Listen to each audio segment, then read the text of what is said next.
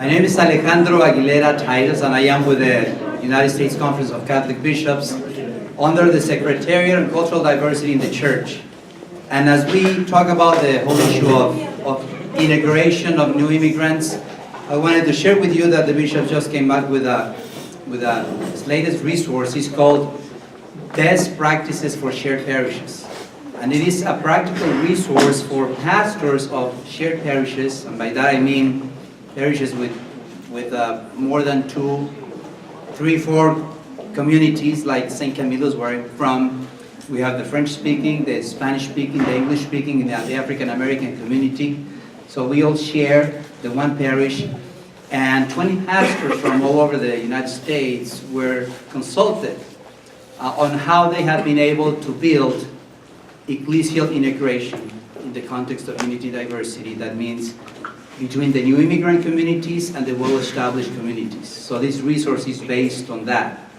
And it also shows a connection with the Bishop's resource on building intercultural competence for ministers.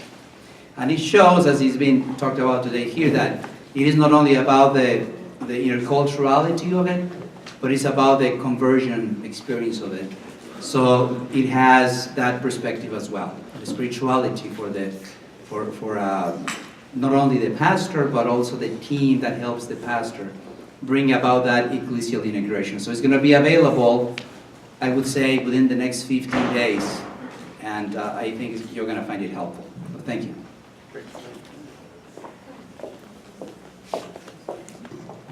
Good afternoon, everyone. I'd like to add my thanks to Don and Brianna and Rachel for putting together this great conference.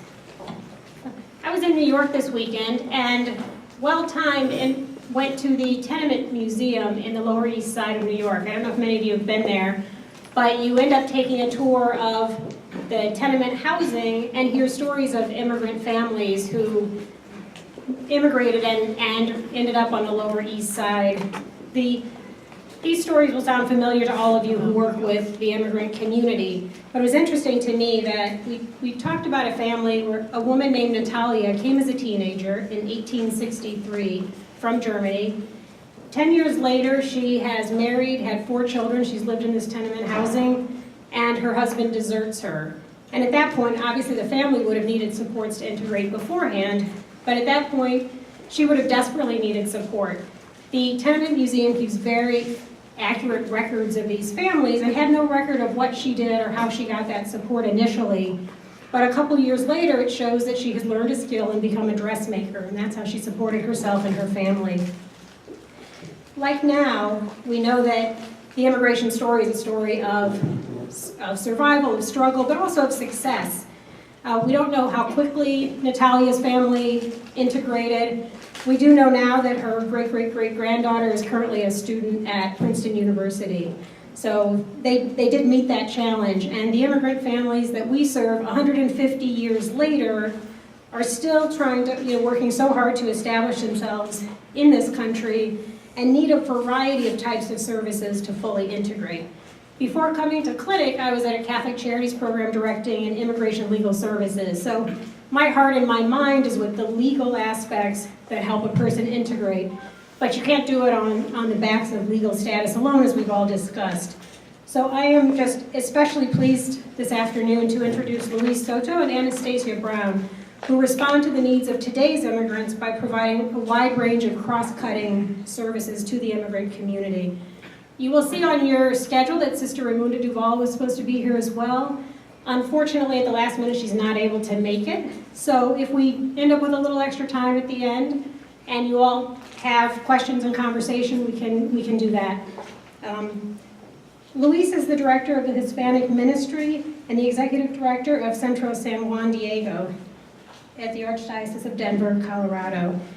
And then Anastasia Brown is director of Resettlement Services at USCCB's Migration and Refugee Services. Thank you. I'm honored to be here today. I'm Luis Soto again. I was born and raised in Mexico, Sonora, in the northwest of Mexico. Been in the country for about 15 years and working in the Archdiocese of Denver in charge of the Hispanic Ministry Office. What I'm going to present to you is what what we do in the Archdiocese of Denver. I want to say that Centro San Juan Diego is not a separate entity from the Archdiocese or another non-profit. It's just the Hispanic office of the Archdiocese that for the last 10 years has had a community center called Centro San Juan Diego. I'm not able to use my remote control because of technical difficulties, but Brianna is helping me there. This is the actual drawing of Centro San Juan Diego. So if you drive by, you will recognize the place because of that beautiful color. That's important. In 2003, Archbishop Chapio founded Centro San Juan Diego, recognizing the strong Hispanic influence in the Archdiocese. Back then, the auxiliary bishop was Jose Gomez, now Archbishop of Los Angeles, and they together, along with the director of Hispanic Ministry, who back then was Mar Munoz, now in the USCCB, they opened Centro San Juan Diego in the Archdiocese. One more, please.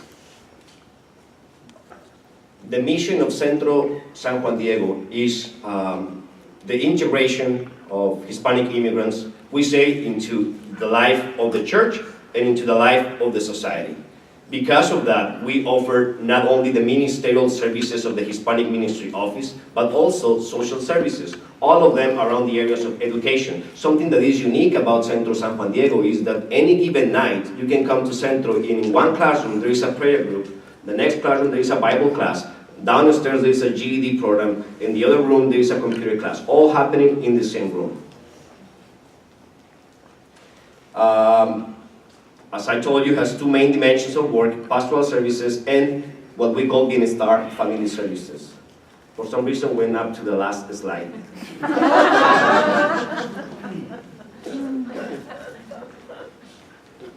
Technology is not always good. Well, I can keep talking.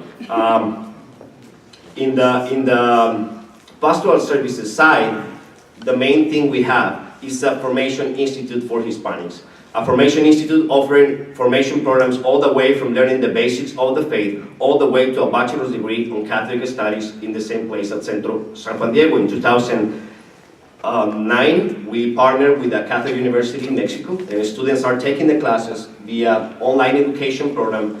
They are actually seeing the professor, listening to the professor, and participating actively in the class through this program. And we have many levels of formation in the Pastoral Institute. In addition to that, under the Hispanic Ministry Office, I think we went back to that.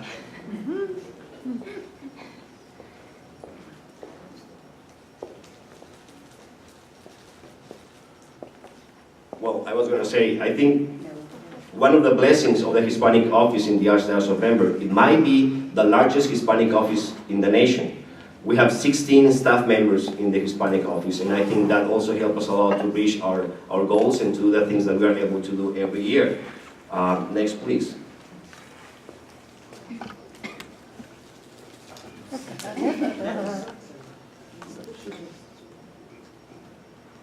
In this 2013, 2014, we are celebrating 10 years of the opening of Centro San Juan Diego. We are working very hard and continue providing the same services that we have provided until now. We say we are trying to build a future of hope, and we are using this as our main goal.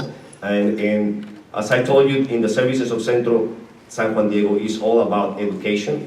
All we offer is education opportunities for our community in the pastoral side, but also in the Bienestar family side. It's hard to believe. Can you please keep going? One more. I was going to say something about that. In the last one, for the last 3 years, 4 years probably, in the Archdiocese, we launched an integration initiative. One of the challenges, and Alejandro was speaking about that, is many of the pastors will say that they have two parishes under one roof, and they are dealing with two communities under the same room. So under this One Family Under God initiative, we have been helping parishes to actually build a sense of unity and integration and a sense of being part of the same community. The way we do it is we try to emphasize what we have in common, which is our Catholic identity, and not so much the ethnic differences that we might have. One more, please. Every year, Centro San Juan Diego serves 30,000 people directly in the different programs, in the different events, in the different services that we have. I will show you a few of the services that we offer.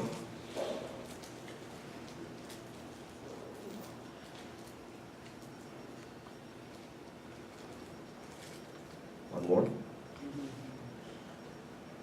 As I told you, the Centro, the San Juan Diego Pastoral Institute, with hundreds of students enrolled in different programs at different levels. You can just keep going and I will be talking, whatever I catch I will say. We have one course, one of the programs is even more basic than this one, and this is what we call the certification program. Many dioceses in the United States have a certification program for lay ministers. We have had this program since the very beginning of Centro San Juan Diego. It's a 2-year program. Students come every Saturday for classes. Then after that, we have what we call specialties. Every year we offer a different specialty. One year the specialty can be on Bible, the next year can be for ministers of communion, the next year or liturgical ministers, or can be on youth ministry or family ministry, which will be this coming year. We, as I told you, we offer a bachelor's degree in Catholic studies. The first generation is going to graduate either at the end of this year or at the beginning of 2015. Many other programs are offered throughout the year. Bible summer program and many workshops and many other classes throughout the year, all with the idea of deepening in our Catholic faith and providing leadership skills to all those doing ministry at the parish level. We do formation program for those who are trying to serve Hispanics but probably don't know the language and don't know the Hispanic community. We call it ministry into Hispanics in the US. We have 60 students in that one. That it's all in English. That's one of the few English programs that we have at Centro San Juan Diego.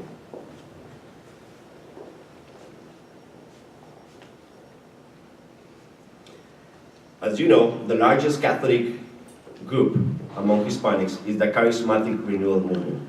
Since 2009, we made it part of the Hispanic Office of the Archdiocese. There is about 17,000 members of the Charismatic movement in the Archdiocese. They gather in different prayer groups and they put together the largest Catholic event in the Archdiocese. Many dioceses, I believe, they led the Charismatic Renewal Movement to grow outside of the Hispanic Office, but we decided that we wanted to grow inside the Hispanic Ministry Office of the Archdiocese. That's just pictures.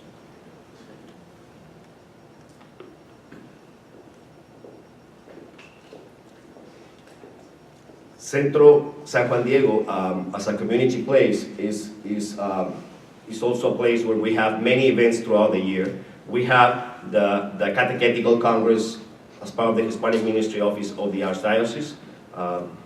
Please, Jeanne. We also do the Youth Encuentro, or the Youth Congress. Please, one more. And the Charismatic Congress, as I said before. She's trying to work with an iPad. Sometimes it's not as... one more. The annual conference of the Archdiocese. This is all part of the pastoral services of the Hispanic Office of the Archdiocese. One more, please. Many events throughout the year. This was in 2013. We do an annual pilgrimage to Mexico City, bringing mostly non-Hispanics to know the culture and to understand better the Latino culture, particularly Mexico and Our Lady of Guadalupe. We have a TV show, a weekly TV show. Basically, we pay we buy half hour from Telemundo Network, the local station, and we have our 30-minute show. According to them, I don't know if I should believe them, they say we reach out to 4,000 households every day when we are on the air. And we have had this show for almost 4 years. It's now being also shown all over Latin America through Maria Visión, which is a Catholic network out of Mexico. We have this, we have this series on CDs about the Catechism of of the Catholic Church, has been nominated to a Grammy, I say. But 40,000 copies have been sold. It's not easy. Many singers don't sell as many. They cost $1, and they can buy them in the parishes. It's 8 CDs with the whole catechism of the Catholic Church. This year, the main focus is on the family, so we are launching a web page and many resources for families and a series of events also promoting family values, Catholic family values in our Latino community.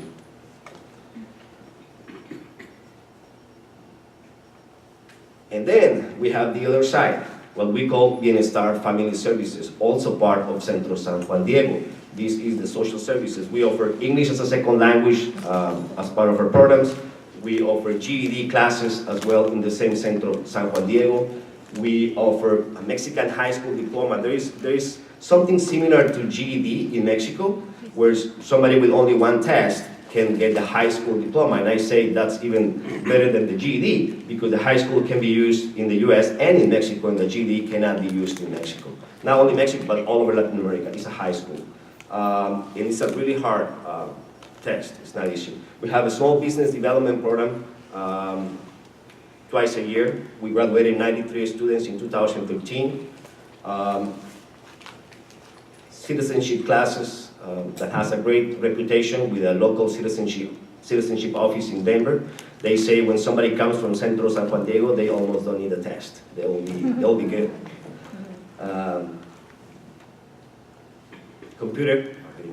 Computer classes. We offer computer classes from the basic level to learn how to use a computer all the way to creating a web page, or even we have one for the graduates of the small business program to learn how to use QuickBooks and have their accounting done there. We offer many workshops throughout the year. When DACA comes out, we have workshops on DACA. When there was home foreclosures issues, we offer workshops on that on those areas as well all the year.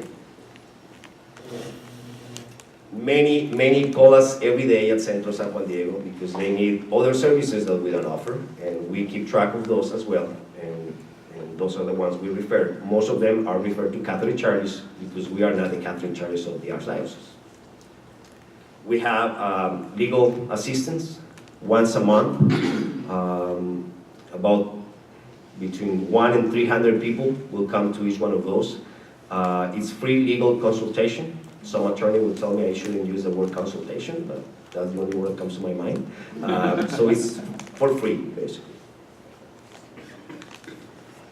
We offer tax preparation services. Last year, we didn't only offer tax preparations help, tax aid, but we trained Hispanics and we certificated 7 last year on this. And this year, we certificated 20 from our own community, those who graduate from our programs. Now we are doubling the number of days when we offer tax aid.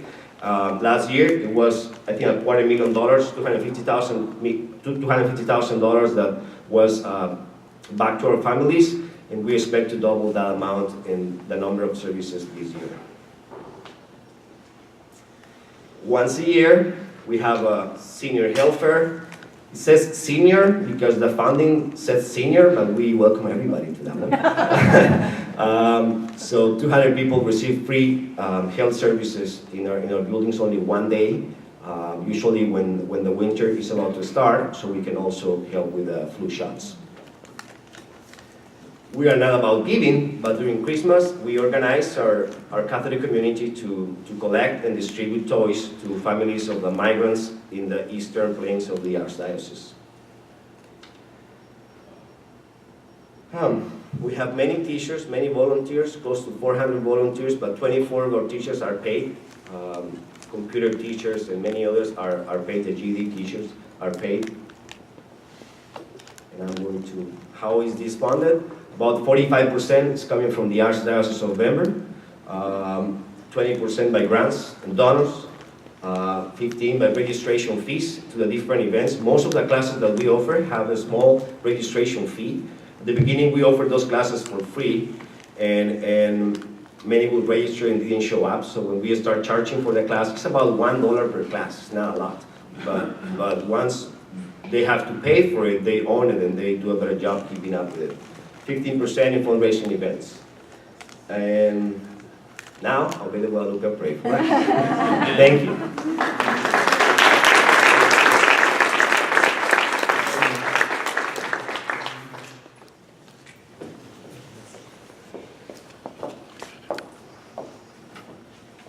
I also would like to thank Don and everyone for this wonderful day. I have to say, listening to everything that's happening is a very humbling experience. And I might ask the question, not what is the Catholic Church doing to help migrants, but what isn't the Catholic Church doing? I am going to take you a little bit of a different journey with the population that I work with, which are refugees who are being resettled into the United States. And in the context of refugees in the world now, there are probably over 14 million refugees. And as we sit here, the crisis in Syria grows and grows, and millions of people are displaced. Of these extremely vulnerable people, only less than 1% will ever be offered the opportunity to resettle in another country. The United Nations High Commissioner for Refugees looks for the most vulnerable of the vulnerable in any situation, the people who really cannot even survive in the very bad circumstances that the entire population finds itself in. What maybe is not known in a great deal of detail is that the U.S. Catholic Church is actually probably one of the largest providers of services to resettled refugees in the world. We work with the U.S. government to receive refugees that they have decided have met the criteria, and we arrange reception and placement services for them through Migration and Refugee Services. The federal grant is actually passed, the majority down through our diocesan offices. We work with over 100 offices throughout the United States, and we settle typically 26% or more of what the U.S. is bringing into the United States. And that number is larger than the next biggest country that resettles refugees. So if the United States is hopefully resettling 70,000 refugees, we will see hopefully over 18,000 in the Catholic network. A statistic I think which is a little shocking is that if the U.S. has resettled, which they claim to have, 3 million refugees since 1975, we have resettled 1 million people. 1 million people have been granted a chance to start their lives again. Refugees come from all over the world. They speak hundreds of different languages. They come from many cultures, and in fact are from many different religions. So typically our Catholic population of refugees is not the largest number of refugees that we will be serving in a year. They are survivors of tremendous hardship. They've suffered persecution, conflict, trauma, torture, years of confinement in camps, and surviving on the edges of society in urban situations. They often arrive with no previous exposure to our way of life, but they yearn to start again. When we deal with a refugee population, we have to remember it's easy to concentrate on how vulnerable they are. But these are the people who survived. These are people with strong resilience. And they are people we need to speak to from their strengths and not just their weaknesses. The primary services that we provide to refugees are focused in an extremely short period of time. We have an arrangement with the Department of State, which is basically from 30 to 90 days after arrival, in order to bridge and start somebody into their new life in the U.S. Services for refugees exist beyond that 30 to 90 days, but that's really the only time where you have one specific case management that's taking care of the family and trying to bridge gaps. So the major focus of the U.S. resettlement program is early self-sufficiency. Early self-sufficiency, in the definition, is really employment. 30 to 90 days to take someone from a very desperate situation, somebody who speaks no English, somebody who has gone through things none of us would even like to imagine, and find them a job, or at least set them on the way. But that's not the only thing a local office needs to do. They also have to find housing, connect everybody to local services, provide orientation to the new community, get the children into school. It's an amazing amount of work done, and I'm looking at Jeanne, who runs the local resettlement program in Boston, and I always say, these are the people who really do the work. But as we've all been talking today, integration is not just what's focused in that first initial period of time. So if I'm asking Jeanne to accept a woman who has 5 children, no husband, one of the children has a heart condition, she's illiterate, and she needs to find employment, and 3 of the children are under school age, that is an awful lot of work that is not happening in the period of time that my focus of grant is. So we really think of this as needing a comprehensive approach which ensures physical, mental, social, and spiritual needs are met, and these needs cannot be met in a vacuum. Successful integration actually requires a supporting and welcoming community in which the refugee can rebuild their life. You can be provided with everything that you need in a hotel, but it will never be home. You really need to have a welcome. And one of the biggest problems that have been facing us in recent years is really this regrettable anti-immigrant sentiment, which has grown and grown since September 11th. Sensationalist media, lack of education around refugee issues, and it's intensified a us versus them mentality.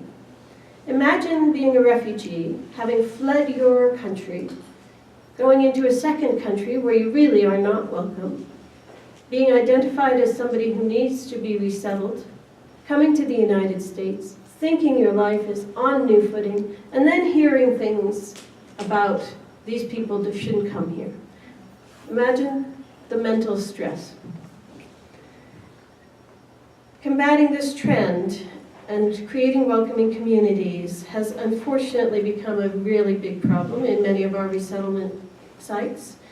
There are cities and states that are trying to pass legislation that would prevent refugees from coming to their area.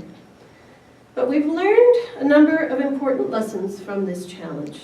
And the first is that education and conversation are key. We've been hearing that all day long.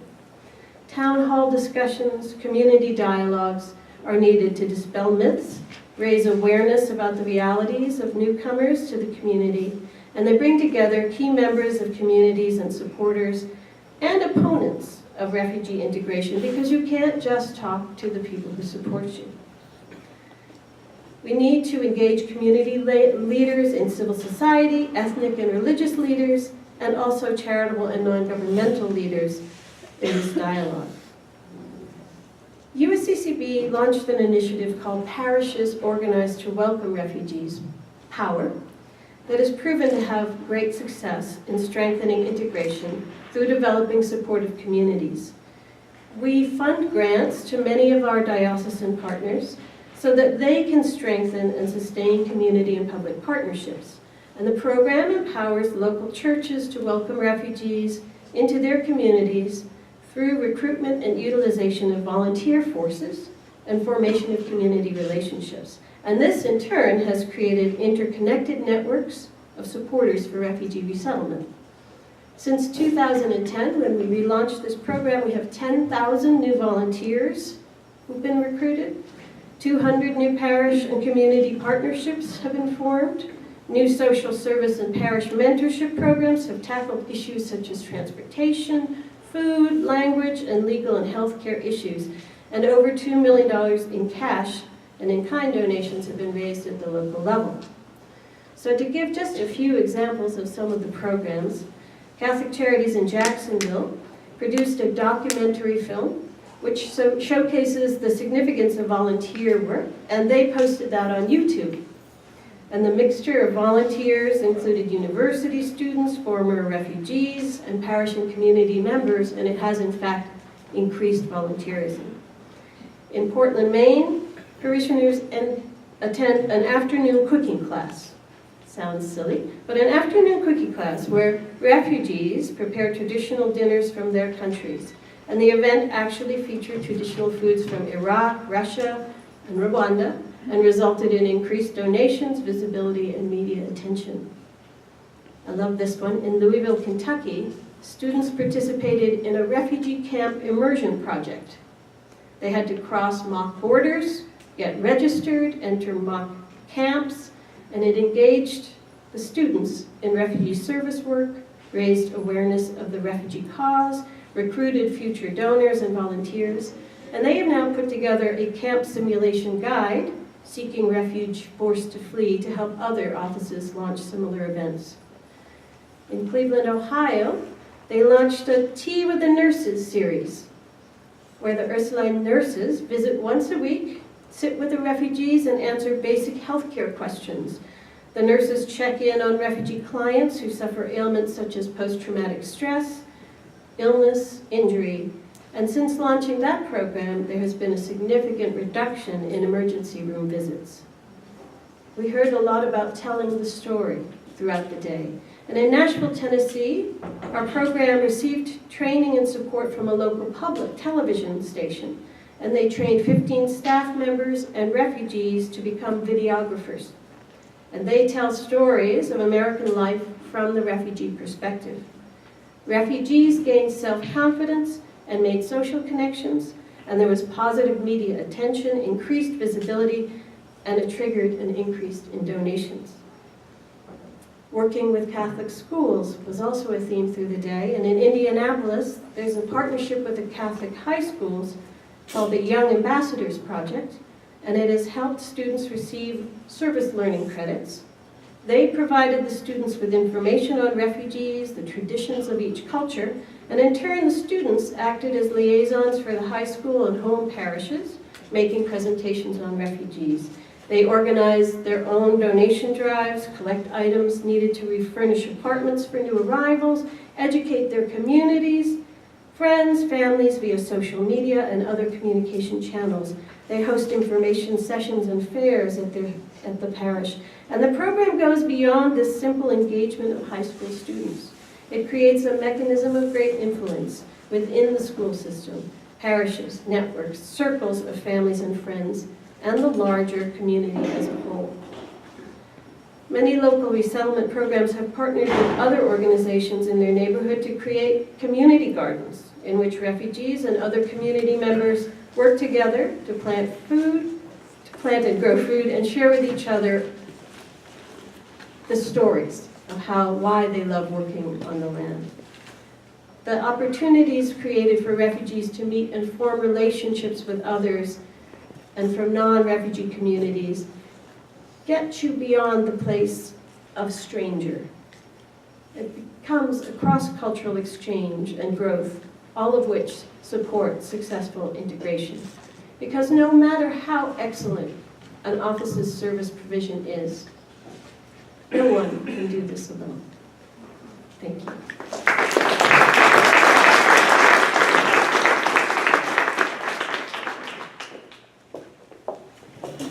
Thank you both. Those were terrific examples. I don't think it'll take us another 150 years for the Natalias of the world to be well supported when they need it.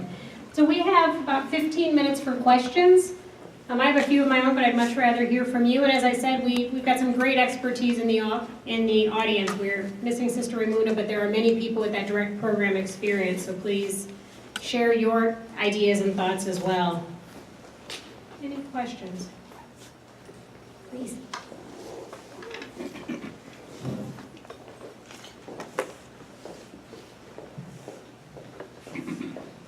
Hi, I'm Joanne Duggan, and I work in Arlington at St. Charles Borromeo in social service. And we do have some contact with the Migration and Refugees Office, but I was wondering if you could tell me a little bit this POWER program where you partner with the parish, that might be something we are very interested. Should I just call the local office and ask them about that? I thought that was a really very interesting program that we might want to start at our parish.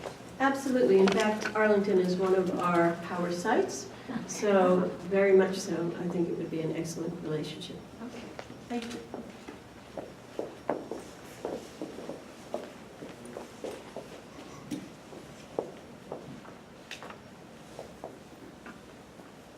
Hi, I'm Chris Highland, and I've worked in migration and refugee services for about 34 years now. And I come with a little message of hope, something that we can all do ourselves. My family and I have been mentors to 4 Afghan refugee families for the last 6 years. And we signed up because there was a notice in our Arlington Diocese bulletin that you could come and mentor. So I talked to my youngest daughter, who was looking for service hours, and I said, come on, Caitlin, we'll go do this. Wonderful opportunity. I can't tell you how many of our friends have been drawn to the work because of what we did. What did we do? We treated them like they were our own family. I actually helped a woman have a baby. I helped a little girl get an eye surgery. I got a boy into one of our Virginia universities, and he's now in medical school. So it goes on. And the joy of seeing these kids and families learn about our way of life, let them contribute to. I put the kids in summer camp, in scholarship, and they had a little program on Saturday where they collected money at one of the local restaurants. So I took some of the Afghan kids, and we were there, and that one of the little girls saw somebody collecting the money, and she said, Christine, what is that? And I said, well, people donate money so that you can go to camp. And she says, when I grow up, I'm going to do that. So, you know, it's letting them see and feel accepted by us. And I think the fact, yes, they're Muslim, and the nicest compliment I got is one day they asked me if I was a Muslim. And I had to say, no, I'm Christian, I'm actually Catholic, and I got beautiful cross earrings for my birthday.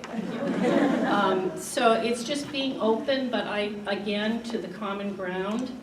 I always said to them, I hope you pray for me, I pray for you. So they felt like they could ask me questions like the word scarf. I taught them the word scarf because it was winter. So the women looked at me and they said, what do you think about the scarf? And I said, well, if you want to wear the scarf, I think that's great. If you don't want to wear the scarf, I think that's great.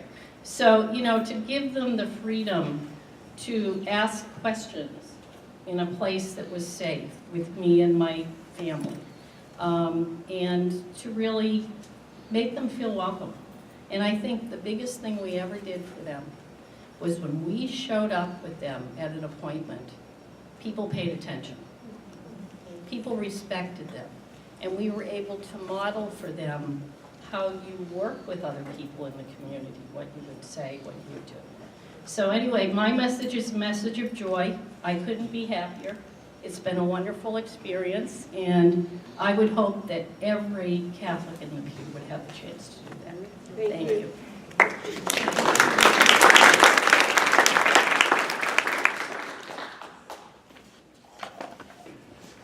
Hi, I'm Sue Weischer with the Jesuit Social Research Institute at Loyola University in New Orleans. And it was so great hearing from both of you that provide so much leadership and direction and wonderful services. I wanted to ask you about the intersection of services and advocacy. For example, Mr. Soto, at your agency, there's hundreds and hundreds of people that you're serving.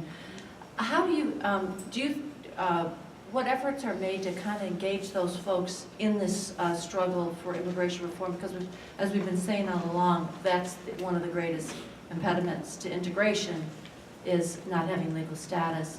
And I was also wondering how you do that, Vienna and Dallas. You know, you're providing direct services, but then how do you get those same folks engaged in, you know, fighting in this struggle?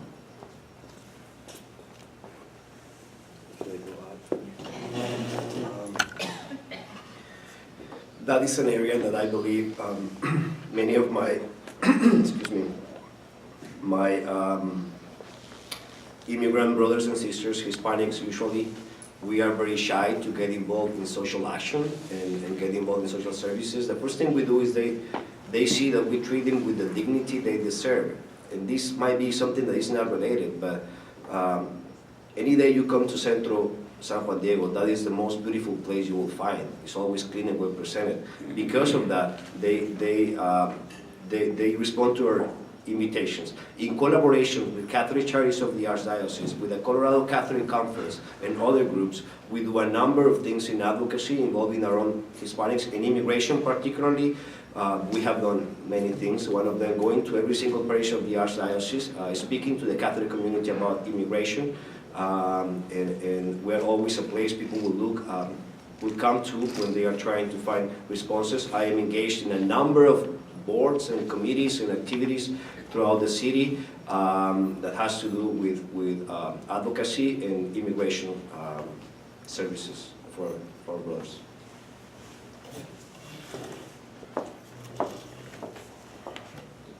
There is nothing more empowering than being able to tell your story. And we have often asked refugees to participate in meetings with congressional staff, with their local offices, so that they can, number one, thank people, because they really do want to thank people for the services that they've received, but also to point out what else needs to happen and how they may now be at a position where they can achieve self-sufficiency, but there are so many others that need assistance. Anna, did you want to?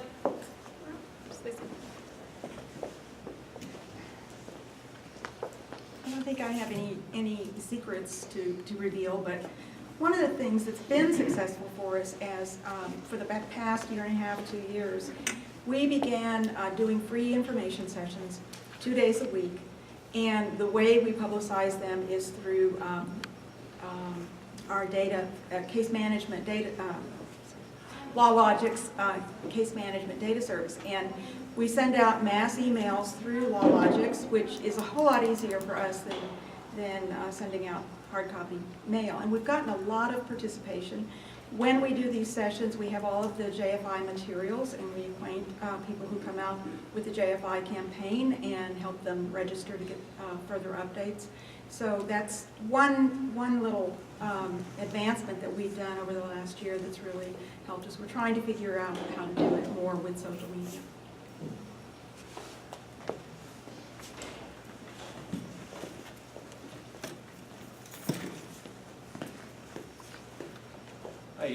Luis, when I listen to Elena, I hear this too, which I think is a really interesting theme, is you're not distinguishing between evangelization and social services, which I think is really telling and very interesting, and something that was new to me, and maybe it shouldn't be. I wonder if you could talk a little bit about that. And Anastasia, my question for you is, this is the church's most well-known kind of resettlement program, integration program. Do you think it has application at all, even though I know it's federally funded, beyond kind of the confines of the refugee program? Thanks. Yeah, we don't. And basically we say that we take a holistic approach, and we take the whole person, and we try to serve the whole person the way they are. Some years ago, during an Archdiocesan event, Archbishop Chaput came to the stage to greet the people there, and I was translating for him.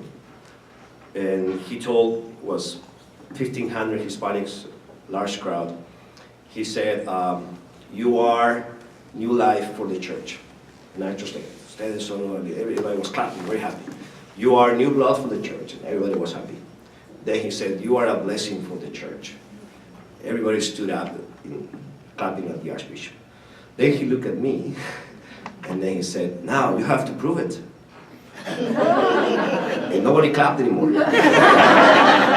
What I'm trying to say is, I think we are a blessing for the church. The thing is, how do we actually become a blessing in the sense of becoming a blessing for the church, because we become the new evangelizers, the new leaders, the one that are preaching the word of Jesus Christ to all the corners of the Archdiocese, and they take the leadership positions the Archdiocese needs. But at the same time, if we want them to be those leaders, they need to learn English, they need to learn how to use computers, they need to have degrees, they need to have all the different skills. So we make no difference between those two services. Actually, something that we have been working very, very hard. At the beginning, people coming to the Bienestar Family Services dimension will only come to the social services dimension. And those coming to the Pastoral Institute will only come to the Institute. So now more and more people, about 40% of our students are participating in both the evangelization side and also the social services side. And that's essential for us.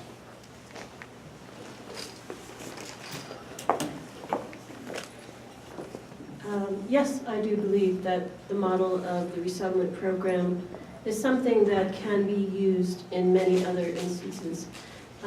Also, the program that I outlined, the parish program, is obviously no reason that has to only be focused on refugees. That could be focused on any migrant population. I think one of the easier things, forgive me for saying it's easy because it is not, with the refugee program is that people are in a legal status and they do have eligibility for many of the services.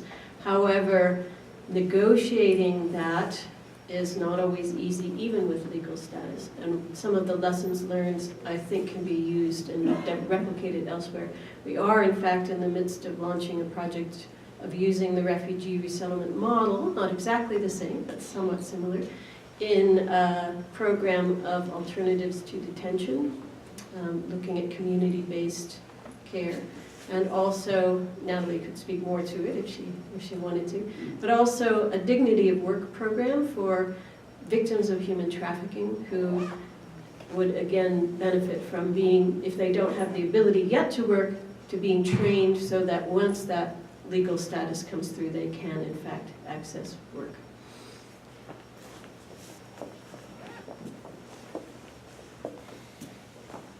Do you want to say anything, Natalie? Or not so much. Okay. I guess I don't mind saying too, because I'm Regina. Regina. We are very blessed to be working with the bishops on this pilot alternatives and detention project and building it off the refugee model, which I think is a very excellent idea.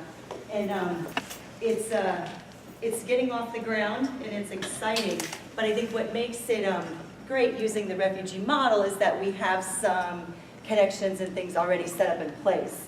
And I think I'd also like to offer many moons ago when I was working in the Diocese of Cleveland and there was a lot of that faith-based money available, we started a faith-based program to serve immigrants. This was right after 9/11, and so we partnered with the Arab Association and the local mosque in the area and basically took the refugee resettlement forms that we had and tweaked them ever so slightly.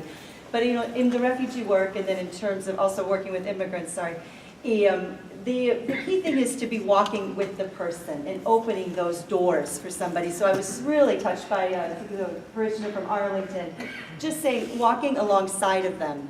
You know, it's one thing for an Afghan family to show up with all their children in tow who are covered so beautifully from head to toe in their native dress, to show up with an American person, quite honestly. And you do get a little more respect, and that's unfortunate. You know, of course, we wish that anybody could walk into a bank and get the same level of respect or into the hospital, but we need those ambassadors to be with us, and that is what really makes for successful integration, I would argue, in any form of when you're serving the poor and the vulnerable, right? If there's some other person there to help be that advocate or be that extra, giving them the backup, if you will, I think it's very important. So, and you know, as we endeavor with this ATD program, it's, you know, we will be serving people who might have committed crimes in the immigration world, which are sometimes thought of a little more harshly than in the criminal sector, but people with mental illness and people who are homeless. And so it'll be up to us as Catholic Charities and with the Bishops' Conference to put a human face on those people that nobody else wants. In looking at the first person that we were asked to serve, his country doesn't want him. Immigration doesn't want him. So who's going to take him? The church. Because the church welcomes everyone. And I think that is one of our biggest gifts And we have to be proud of that, but we also have to carry it out. As you were just saying, what Archbishop Chaput said, it's very important that we do live that out. So that's what I have to offer. Thank you, Jeanne. Was there one last question in the back of the room? Thought I saw a hand go up. Okay, well, please put your hands together for